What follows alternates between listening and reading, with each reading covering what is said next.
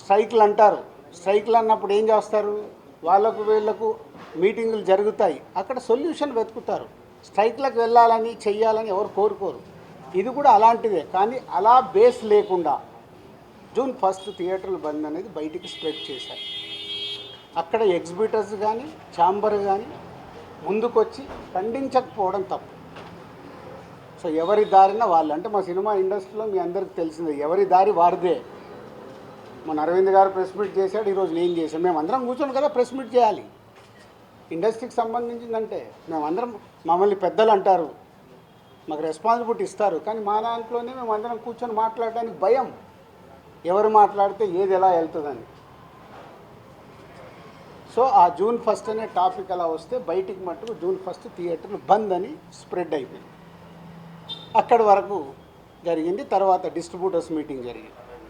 Distributors మీటింగ్లో వాళ్ళు నిర్ణయాలు తీసుకున్నారు. లేదు లేదు, ఇలా కుదరదు, మా ప్రాబ్లమ్స్ మాకున్నాయి, కాబట్టి జూన్ 1 నుంచి థియేటర్లు కంటిన్యూ అవ్వాలి, మేము సినిమాలు రిలీజ్ చేస్తాం, మాకు ఎవరు థియేటర్లు ఇస్తే వాళ్ళకి ఇస్తామని.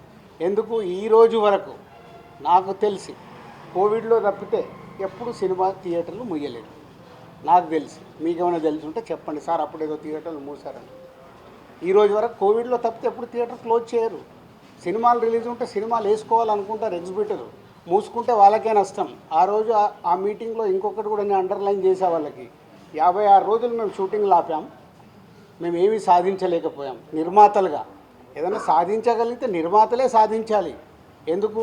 ఎవ్రీవేర్ మేమే ఉంటాం కాబట్టి.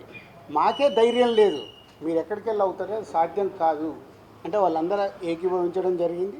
తర్వాత స్ప్రెడ్ అయింది. డిస్ట్రిబ్యూటర్స్ మీటింగ్లో వాళ్ళు కాల్ తీసుకున్నారు, బంద్ వద్దు, బంద్ టాపిక్ లేకుండా వాళ్ళ ప్రాబ్లమ్స్ ఏమున్నాయో పెట్టండి. తర్వాత ప్రొడ్యూసర్స్ మీటింగ్ జరిగింది. ప్రొడ్యూసర్స్ మీటింగ్లో ఆ రోజు నేను పార్టిసిపేషన్ చేయడం జరిగింది. ప్రొడ్యూసర్స్ అందరం కూడా యునానిమస్గా ఎగ్జిబిటర్స్కి ప్రాబ్లమ్స్ ఉన్నాయని చెప్తున్నారు. అది మనం మాట్లాడుకొని వాళ్ళని ఎలా సాల్వ్ చేసి ముందుకు తీసుకెళ్దాం. థియేటర్లు ముయ్యడాలు చెయ్యడాలు వద్దు, జాయింట్ మీటింగ్ పెట్టండి, జాయింట్ మీటింగ్లో క్లారిటీగా ఇది చెప్పుదామని.